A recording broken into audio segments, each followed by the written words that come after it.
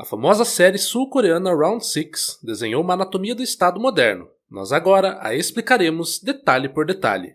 Este é o Visão Libertária, sua fonte de informações descentralizadas e distribuídas. Ajude a propagar as ideias de liberdade. Deixe o seu like e compartilhe com seus amigos. Um artigo seu pode virar vídeo aqui também, sabia? Esse artigo foi escrito por Amazônia Livre, revisado por historiador libertário e narrado por Gordinho Caipira. Round 6 é uma série sul-coreana produzida pela Netflix, dirigida por Hwang Dong-jook e Kim Ji-yeon, lançada em 2021 e que teve sua terceira e provavelmente última temporada recentemente publicada. Se você se preocupa com spoilers, fique tranquilo, a análise que traçaremos nesse vídeo se concentra na mensagem subjacente ao enredo.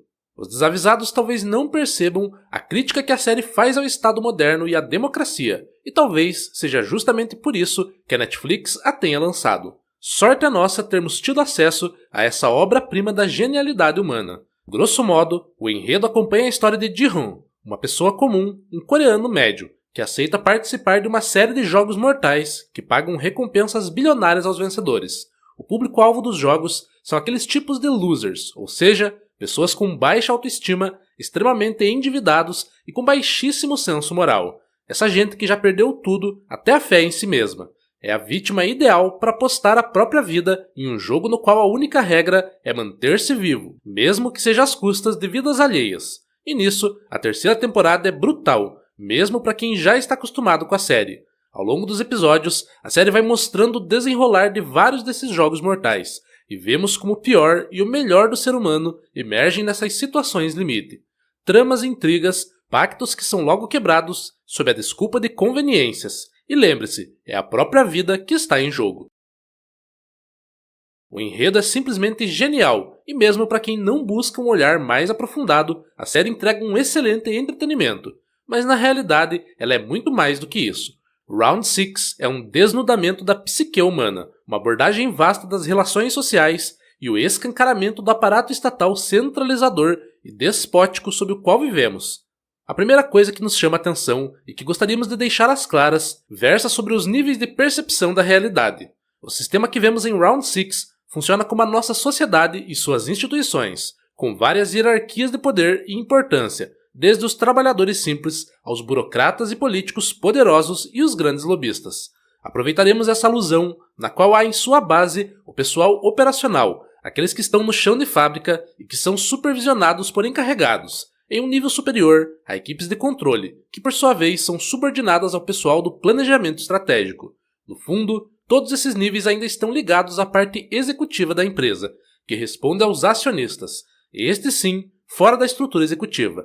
Nessa configuração, o pessoal que está no chão de fábrica tem a percepção de que quem os oprime são os outros operários, além de seus próprios encarregados. Esse grupo representa o povão, o cidadão médio. Estamos falando do pagador de impostos que trabalha honestamente. Os encarregados são as forças de repressão estatal, como a polícia e as forças armadas. Esses capangas armados forçam a população a seguir as regras definidas pelo sistema. Quem está nesse nível mais baixo mal conhece quem opera no nível acima e simplesmente não tem acesso às decisões que lá são tomadas. É exatamente o que acontece conosco. Ou você conhece alguém lá de Brasília que consegue coisas para você e seus amiguinhos. Mas é pior do que isso, já que todo o sistema está desenhado para insuflar ódio entre as pessoas do chão de fábrica, entre elas e seus encarregados, ocultando assim a verdadeira face do monstro e desviando o foco do Leviatã.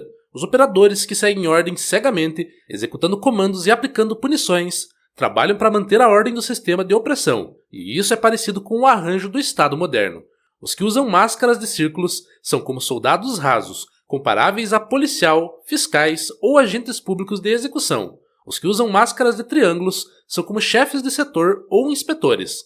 Os que usam máscaras de quadrado são como chefes de departamentos, juízes ou secretários, comparando com a nossa sociedade. No fim, eles não tomam decisões próprias, sendo meros cumpridores de ordens, e atuam sempre para manter o sistema operando com eficiência impessoal, mesmo que isso leve inocentes à morte. Esses agentes que usam o quadrado estão sempre reportando tudo ao líder, o frontman. Essa gente que ocupa altos cargos na hierarquia ainda está visível na estrutura de poder, e de alguma maneira são operadores que trabalham para a verdadeira elite poderosa, que permanece oculta. E essa elite intocável que está acima de todos são os VIPs, que podem ser vistos como uma oligarquia mundial que manipula o sistema nacional em benefício próprio, sem sujar as mãos. Fazendo uma comparação dos VIPs com os indivíduos mais poderosos do nosso mundo, eles são como aqueles agentes por trás de grandes bancos e corporações poderosas, donos de verdadeiros impérios financeiros e que fazem lobby nos parlamentos, sempre pensando em seus benefícios pessoais. Analistas de geopolítica têm falado sobre a atuação desses entes, como o professor de Leon Peta e o professor Vale, que inclusive os denomina de dominadores globais. Não queremos aqui insuflar nenhuma teoria da conspiração, apenas estamos narrando o que a série nos apresenta de maneira figurada e que analistas sérios e capacitados têm nos explicado dentro da complexa teia de atores globais. Mas na temporada 2, a série nos apresenta a revolta de um membro do povão, nosso querido Ji-Hoon, contra o pessoal do planejamento, que seria algo como um ataque às instituições democráticas em linguagem tupiniquim. O fato é que essa rebelião, ainda que sustentada com rios de dinheiro, naufraga miseravelmente. Em uma cena digna de Tropa de Elite, um alto membro do planejamento esfrega na cara de Ji-Hoon que mesmo que ele seja morto, outro o substituirá, e o esquema continuará funcionando da mesma forma. Ou seja, o sistema usa peões para funcionar e os substitui à medida da necessidade. Então, esse sistema acaba se assemelhando a um organismo vivo que luta para sobreviver, alimentando-se de pessoas e as descartando quando necessário, algo que também vimos na famosa trilogia de Matrix. O problema é que o sistema político vigente não foi estabelecido como se fosse uma verdade lógica, pois não é fruto do justnaturalismo ou de uma ética universal, mas decorre de incentivos perversos que levam as pessoas a se perderem e a desperdiçarem a própria vida, seja numa corrida de ratos pela sobrevivência, seja na adoração ao Deus-Estado. Inclusive, a série nos sugere que o sistema atual está desenhado para influenciar comportamentos e moldar ações, mesmo que sejam os piores possíveis. E o sistema político vigente do qual estamos falando e que é denunciado pela série se trata da democracia. Sim, o Deus que falhou, como evidenciado por Hans Hermann Hoppe em sua famosa obra. Aliás, a democracia falhou desde Platão há mais de 2.400 anos. Então, se traçarmos uma série histórica, veremos que, segundo Platão, a democracia falhou por questões morais e civilizacionais, já que leva a sociedade à demagogia, à perversão e à tirania da maioria. Que falhou devido a questões transcendentais, conforme dizia Santo Agostinho, pois leva a sociedade a crer num paraíso terreno. E falhou também por questões econômicas, segundo o economista Hans Hoppe, já que perverte os incentivos das relações humanas. No outro aspecto, os autores de Round 6, sabendo que as eleições são uma das bases da democracia moderna, a atacaram de maneira genial. Ao longo da trama, se percebe como as eleições apresentam basicamente duas características. Primeiro, a falácia da escolha. A matéria a ser votada não é decidida por quem vai votar. Então, o sistema permite que o pessoal do chão de fábrica faça escolhas em um paradigma já escolhido, que no final das contas não muda absolutamente nada dentro do panorama geral da organização. Segundo, a isenção de responsabilidade. De tão viciados que estão nesse sistema de eleição, os próprios participantes resolvem votar temas entre si para decidir alguma questão sobre a qual não há consenso. Nesse aspecto, o resultado da eleição justifica qualquer decisão, por mais absurda que seja, e causa um efeito de isentar o indivíduo da responsabilidade de suas más escolhas. E como efeito da isenção de responsabilidade, a votação democrática é o sistema perfeito para avalizar comportamentos antiéticos e permitir o avanço de psicopatas no poder. E aí chegamos na conclusão do liberal e economista austríaco Friedrich Hayek, quando ele escreve em seu livro O Caminho da Servidão que os piores sempre chegam ao poder. Apesar de toda a saga vivida por Ji-Hoon, todo o esforço, o tempo, os recursos e as vidas perdidas, tudo isso, ao final, se mostra infrutífero. Nada muda. O sistema continua de pé, aproveitando-se de pessoas moral, intelectual, espiritual e financeiramente frágeis.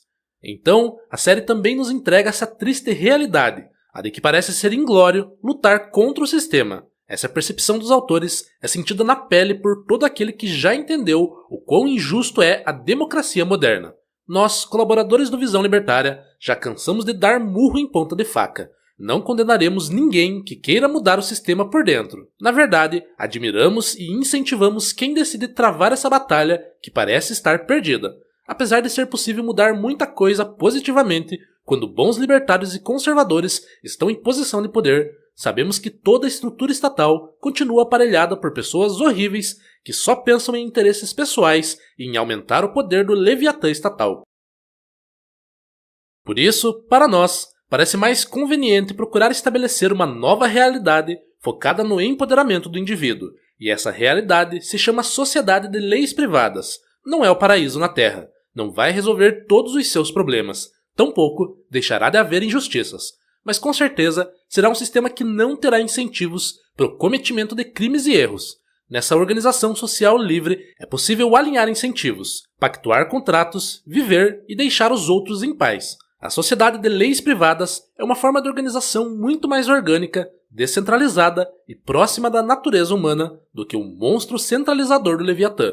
As pessoas continuarão a viver suas vidas, acordar cedo e tomar café, mas terão que se responsabilizar por seus atos, colherão os frutos de seus louros e pagarão a dívida de seus equívocos. Nessa sociedade não há espaço para coerção, mas também não há lugar para safados e bandidos. E o melhor, não vai ter vereador nem deputado para você implorar para asfaltar sua rua. Em outras palavras, o que você quiser fazer vai ter que combinar com outras pessoas.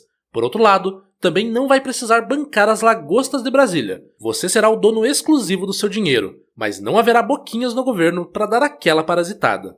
E para conhecer outros aspectos antiéticos amplamente permitidos e até incentivados pela democracia, veja agora o vídeo Corwin, o ex-comunista polonês que viralizou nas redes. O link segue na descrição. Obrigado pela audiência. Este é um canal colaborativo. Participe você também. Cadastre-se agora mesmo no nosso site visãolibertaria.com e envie os seus artigos por lá. Os colaboradores recebem recompensas em Bitcoin. Inscreva-se no canal e clique no botão da campainha para ser avisado de novos vídeos. Até a próxima!